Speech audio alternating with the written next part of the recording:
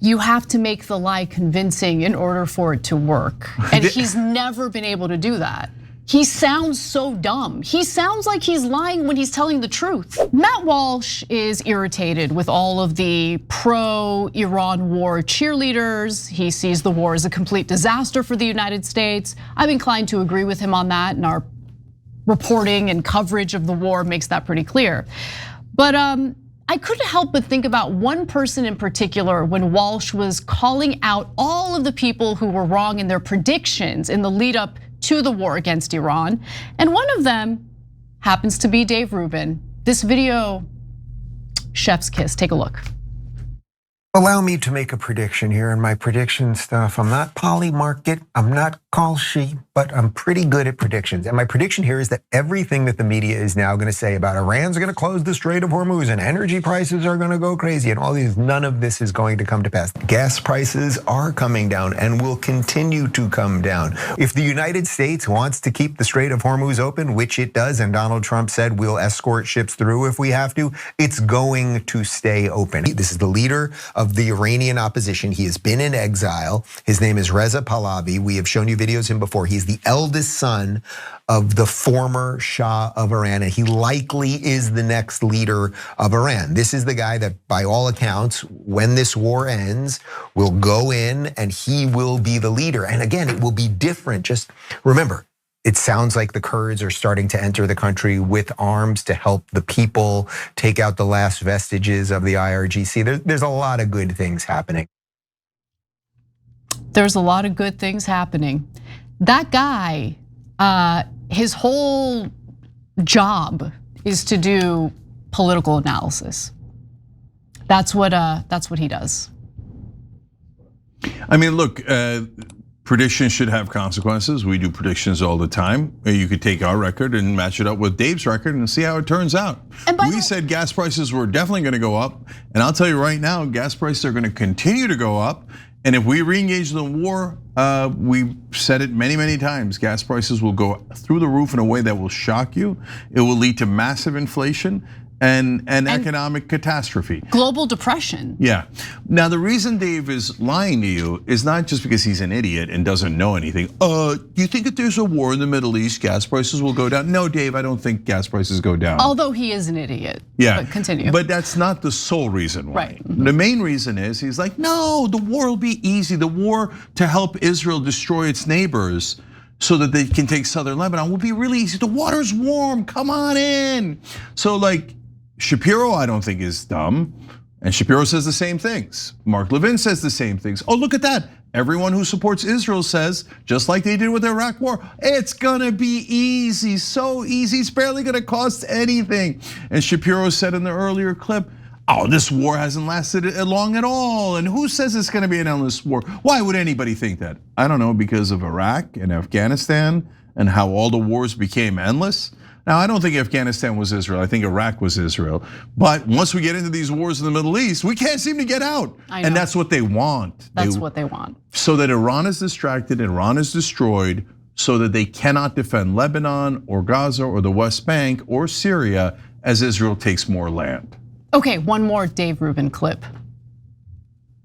This is Iranians, and you can hear they are chanting Bibi June, Bibi Netanyahu. In Iran, they are chanting praise for Benjamin Netanyahu.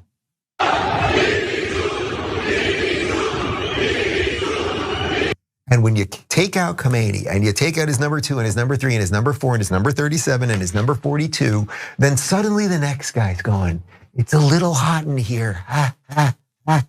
And then people start behaving a little bit differently. They've plotted this war, this extraordinary war that will be studied for decades, right?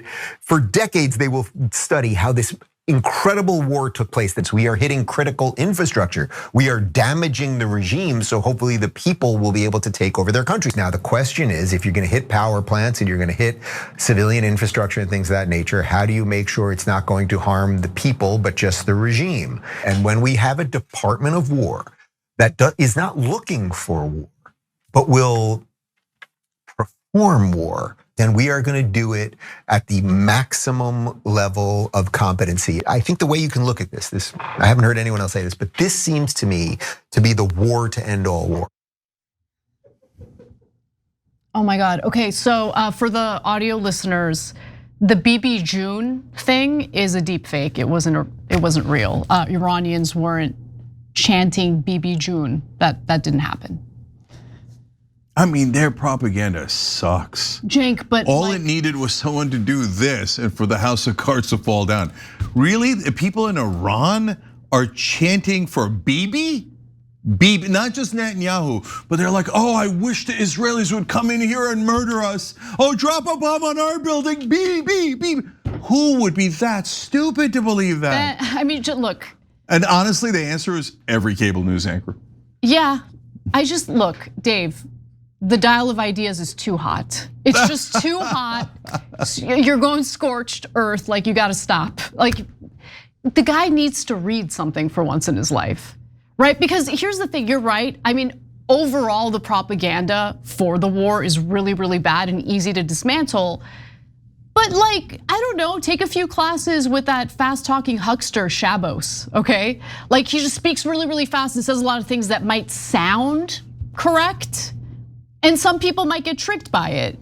You know what I mean? Like, you gotta find tricks in order to convince people that what you're saying is correct. Last month, the Supreme Court cleared the way for Alabama Republicans to pursue a new voting map. And the coverage of that decision split almost instantly along partisan lines. Now, on the left, a high factuality source says this decision paves the way for racial gerrymandering. On the right, a mixed factuality source frames it as a fix for Democrat-friendly congressional districts. So which one is it? Well, this is a major story that could affect the balance of power in the midterms, and without ground news, it would be a whole lot harder to instantly see that partisan split across the more than 200 sources covering it. That's exactly why I recommend ground news. You just saw how easy it is to look at one story and immediately compare who's pushing what. Ground news is a website and app that pulls together reporting from across the political spectrum so you can compare how the same story is being covered, see the bias distribution, check the factuality ratings of the sources, and even see who owns the outlets behind the reporting. Ground News also has a blind spot feed, which highlights stories that one side of the political spectrum is barely covering at all. So you're not just trapped inside the version of events your usual media bubble wants to feed you. If you're tired of being fed somebody else's narrative, I genuinely recommend Ground News. Go to ground.news/TYT or scan the QR code. Using our link gets you 40% off the Ground News Vantage plan, and you can also gift a subscription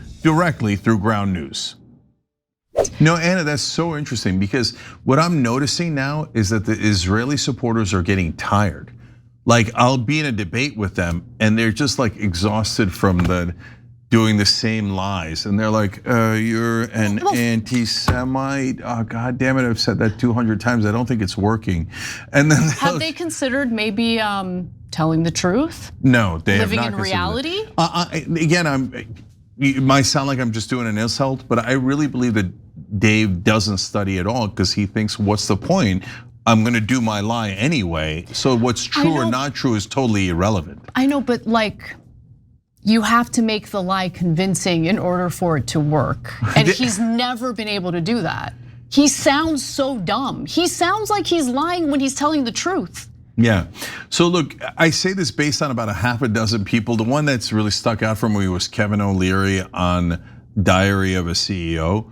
He just kind of laid down on the Israel issue. He just didn't want to, like, I would say things that normally they'd be like, oh, that's outrageous, that's anti-Semitic, they're our special ally, we get so much from their help, blah, blah. And he's just like, I don't know, can we go back to talking about making money, right? I know. Right, because it's indefensible. It's indefensible. I know, and you know what? I respect that. I respect when people recognize, it's not a good look to defend this, so I'd rather switch topics. Or find like a way to weasel out of this instead of having to defend it. You can't defend the indefensible. But anyway, going back to wrong predictions, as obviously Dave Rubin made there in regard to the war against Iran, it's okay when you make incorrect predictions. But there is never any recognition by Dave Rubin that his predictions are wrong, never any apology. Now, in the case of anything Israel wants, he's gonna lie on purpose. I totally understand that. But like, how about hold yourself to a higher standard where you recognize that your predictions are wrong, you bring it up, you say, hey, I got that wrong, I'll do better next time, and move on. But he never does that. Israel supporters never do that. They lie, they drag us into wars, things go disastrously wrong, and they just continue spouting the same lies again and again and again. It's amazing. Anna, you're doing projection there because you're moral and honest, so you think that, aren't you ever going to be moral and honest? And the answer for Dave Rubin is clear. No, he's never going to be moral or honest. I mean, look, guys, think about it. The Netanyahu chant that he made up, does it look like the Iranian people are chanting for Netanyahu now? I mean, they literally went to Netanyahu, said, I'm gonna bomb these bridges, and Trump said the same thing, and power facilities. And the Iranian citizens went on the bridges and around the facilities and said, if you're gonna bomb them, you're gonna have to kill us too.